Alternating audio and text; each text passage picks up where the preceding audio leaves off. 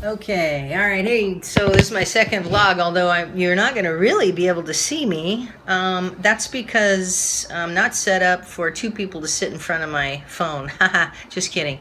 I could do it that way, but I don't feel like it. Um, I have this gentleman with me tonight, and we're going to talk quickly because he's got a lot of good information. His name is Wolfgang, and he's a friend of mine, and this is one of the subjects that I'm very, very interested in, which is basically Bigfoot, Sasquatch. There's a million names. The tribes of North America and probably wherever they are, have different names for him. But we know him as Bigfoot. And since the Bluff Creek sighting in '67, I was around in the world. I don't remember it, of course. I was much older when I actually understood what all that meant. So fast forward now to about what, Wolfgang? Two years ago? 2 years ago. When I met you? Yes. Okay, so I met him about 2 years ago on a movie set. We were playing cops. Yep. Yeah, and in House of Manson. Check it out on IMDb. Anyway,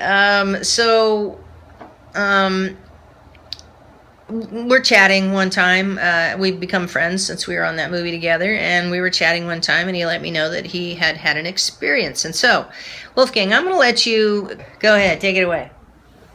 All right, so it's 1991. I'm having a pretty bad argument with my girlfriend at the time.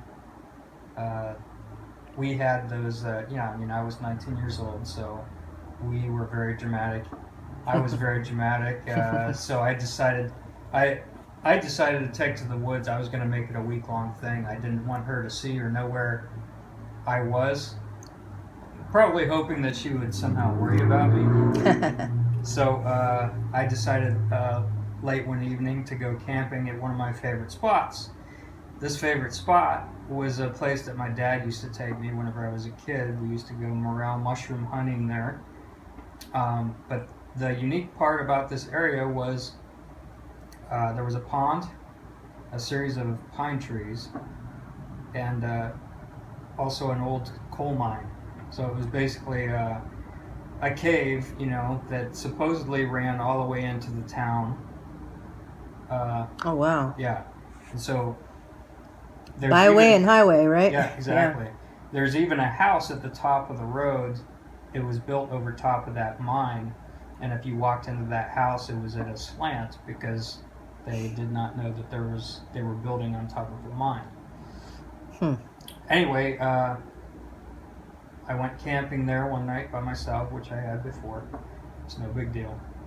And my friends helped me set up my camp. My friends, they came. They knew I had little time to start a fire and all that, so we had permission to be on the land. And since it was, a bed of pines that I'd be laying on, we had to move the pines out of the way to lay rocks down and get a fire started. Once we got the fire started, they had to work in the morning. They couldn't stay with me, so they left. So, quiet evening, nothing weird or unusual. I didn't feel like I was being watched. And so I fell asleep, a good hard sleep. And I woke up at 2 o'clock in the morning, around 2. I had a watch, that's how I know. Well, it's important, I'm sure. That's back when we could wear watches and not look weird. Right. You got a watch on right now? Sure. Alright, so I woke up, I felt uneasy, I didn't know why.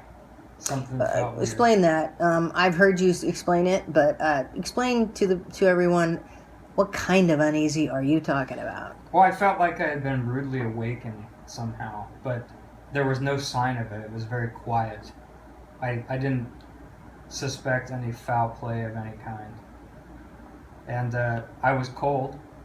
When I woke up, I was very cold. So the fire had died down, so I started blowing on the coals on the fire to get it going again. And that's when it happened. There was a horrendous scream / roar / shrill. Nothing like I'd ever heard before. And it didn't sound like anything that could possibly be indigenous to that area. It couldn't have been a deer. There was rumors of mountain lions at the time, and I've heard those before. Not in person, not like up close or anything like that. But this sounded like it was something I would hear in like a National Geographic documentary, specifically of apes. So, of course, it freaked me out. I'm trying to figure out. I'm trying to gather myself to figure out what it was, and then it happens again and again, and I'm hearing it on the other side of my camp as well. So I know that there's no echo there. It's just extraordinarily loud, and I'm hearing it on both sides of my camp. And I brought a machete. I didn't even bother. I was just too scared to even touch the machete. I didn't want to make any sudden moves until I figured out what was going on. And that's honestly, let me stop you just right there for a moment. Okay. That is freaky. What the hell and I was alone. were you thinking? I mean, you're very calm when you explain it, but I want to know, honestly, what the hell were you thinking? I may be calm now, but I can promise you this: it was the scariest night of my entire life. Yeah. And I don't think anybody could possibly fathom the fight or flight feeling that you get when something out of the ordinary happens like that. So you were immediately flight. I was immediately you knew that's what you were going to do. My initial instinct was, I have to get out of here. I don't know if I'm going to be attacked. I don't know what's going on, if this is a mountain lion. And this thing ran through my camp. It was about 15, 20 feet away. I would like to say 15 because it just seemed really close. And keep in mind, this was on, I'm laying over top of this mine, so every footstep this thing takes on two legs, I could feel it. I could feel it hitting the earth, basically shaking the earth. It was like an elephant on two legs running through the camp. Wow. And it ran so fast and swiftly, it was very cat-like. It was obviously dodging trees because there were trees all around. It knew where it was going. It was going to the other end of the camp, to the direction of where the other sounds were coming from. And that's another part of the story that it baffles me. Like, I'm frozen in fear and I don't know what to do. Mm-hmm. And my dad always said, never run from a wild animal. The instinct may be that it would chase you down. Yeah, trigger it, yeah. So, the screams are continuing. At decibels unknown to man. At decibels that you're feeling it in your body. Like, it feels like every single nerve in your body is on fire. Yeah, it reverberates. Reverberates, yeah.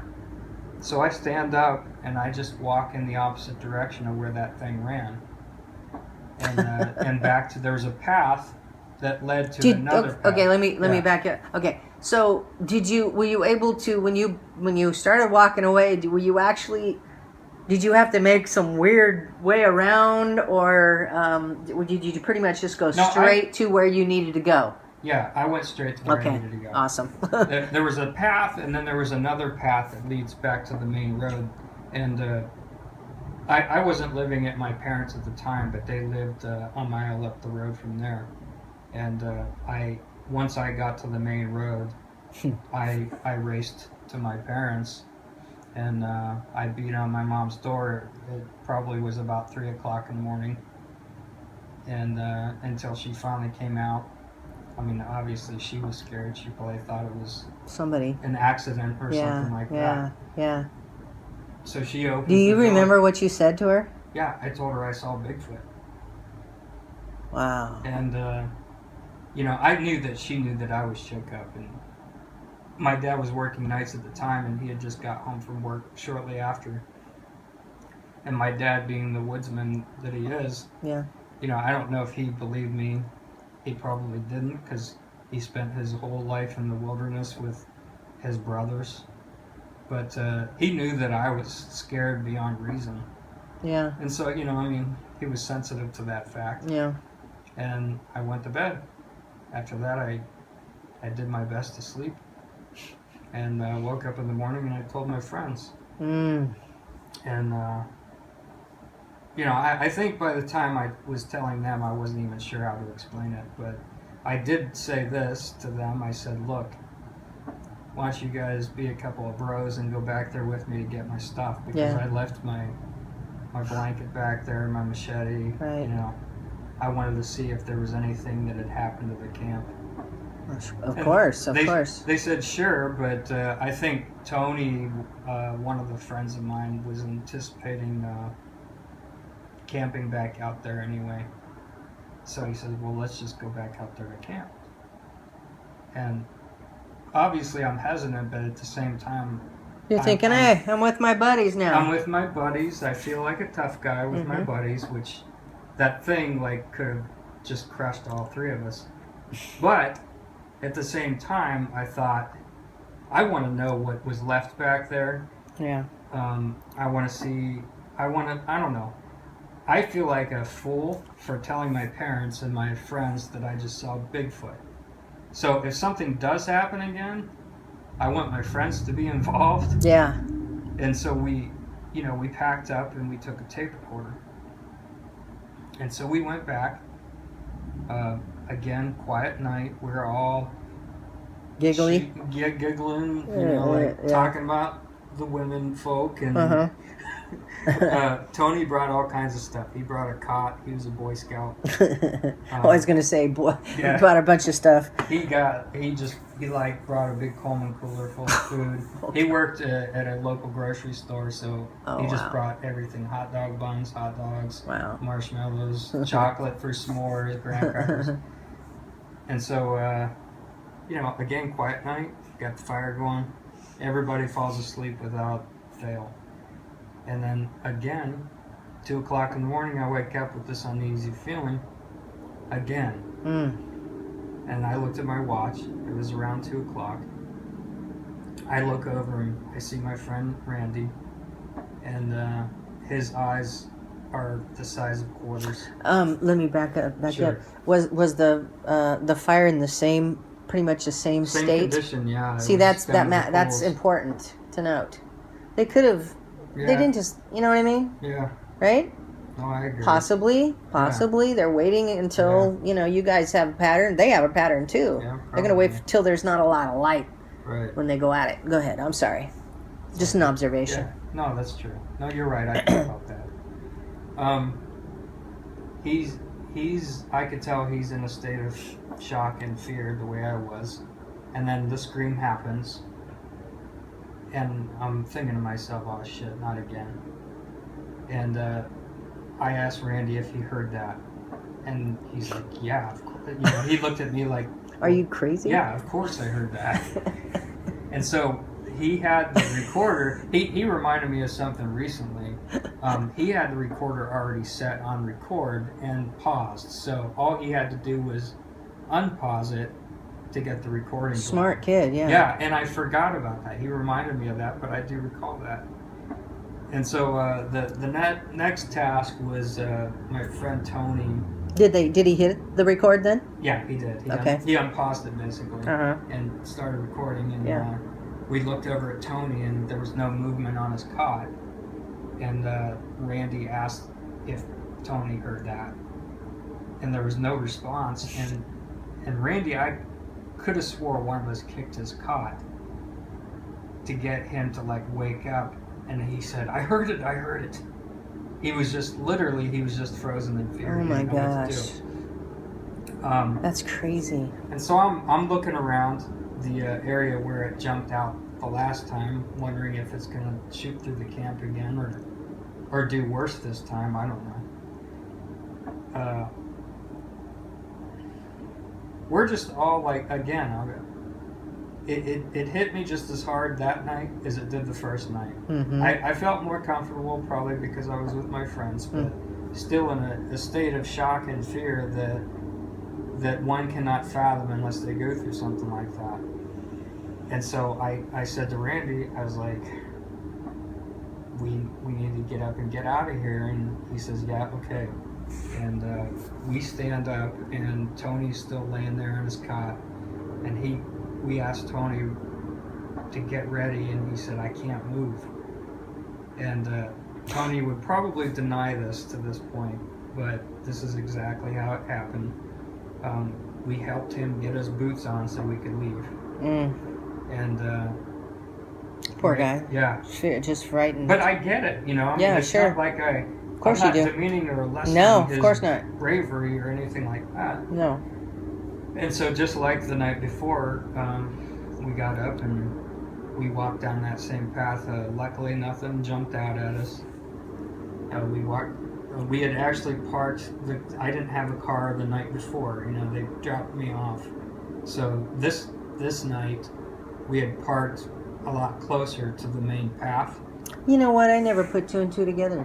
That you didn't have a car the first time. Yeah. Of course. Why would you run to your parents' home? Okay. Yeah. Sorry. Yeah, that's wow. why. Yeah. Okay.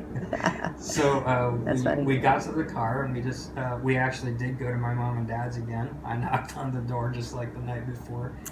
We had the recorder with us, so we played the recording. And what did they say?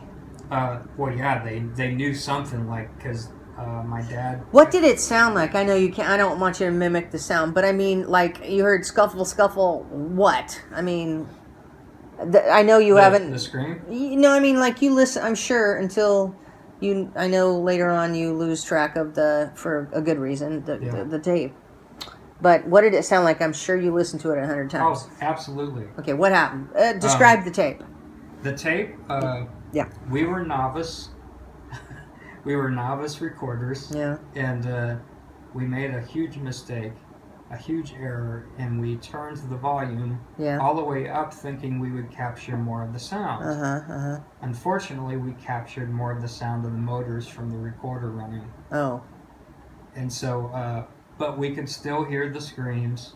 They were still loud and creepy. What did it sound like? Like scuffle, scuffle, or what? I mean, you know, what did you, do you remember those tapes sounding like? Screams. I mean, we heard us like leaving, obviously, but we also heard this thing. So you're hearing screaming. What? Yeah. Wow. Exactly. Precisely. You know, Yes, whatever. that's On and what we're on. hearing. Yeah. Okay. How many screams do you recall? I couldn't number them, but they kept happening until we left, and that's what I should have noted both times, both nights. Once I got to, I don't know, 30 yards away from the camp, the screams stopped happening, which was actually quite comforting because I didn't hear the things following me. Yeah, you would have. And I didn't hear the screams anymore, and I thought, well, whatever these things were, they let me go. Yeah, they sure did. Yes. So, yeah, that's pretty much how it happened. My mom and dad, they were just happy that everything was all right, and they heard the screams on the tapes. And so let's back up. What did your camp look like when you got there the second night with the guys? Oh, it looked fine.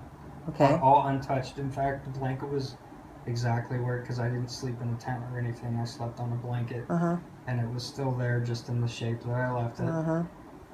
Machete was still there. Fire died down, to nothing, just ash. And that was it. So then, but the second night's different. So we go back to get our camp, pick up our camp the next day, and the Coleman cooler had been opened, and there was a pack of hot dogs which we had been eating on that was open, but nothing more was eaten than what we had eaten. But there were packs of bread and hot dog buns that had been torn open, and the bread was missing, but the twisty ties were still on the bread bags. Like we had shut them when we stopped. Yeah, humans would take the twisty tie off. Right, exactly. Pretty sure of that. But whatever this was, there was no scratches on the bags. They just were simply torn open, and the bread was gone. There were scattered potato chip crumbs all over the ground. That could have been us. But other than that, the bread was gone. So you guys gathered your stuff. Got our stuff and we left. That And was, I didn't go back there for a long time. man. So this is probably, we both have lifelong fascination. You just got really, really lucky. Yeah. Or extremely lucky. Yeah. 2 nights in a row to have an experience. The first night you actually saw the creature. You heard at least 2. Yes. The next night you heard 1 or 2 for sure. Definitely more than. Yeah, more than 1. They just weren't across from each other like they had been. They were just giving you a different flavor. Yeah. From the same spot. Like, get the hell out. We're lazy tonight. You know, we just walked up and there you are again, you dumb shit. And I'm just assuming that they probably had been out hunting, and that was their place. They were either sleeping in that cave. I'm guessing that they wanted to sleep on that bed of pines, because the bed of pines, it was like a mattress to sleep on. That's why I didn't need a sleeping bag or anything like that. I just laid on it was the very blanket. soft, yeah. Wow. Well, I'm going to wrap this up just because we're running out of time here, but I will write more as I release this vlog. So thank you all for hanging with us, and thank you, Wolfgang, for recounting your story. It was wonderful. Thank you very much. Thanks for having me on. All right. There you go.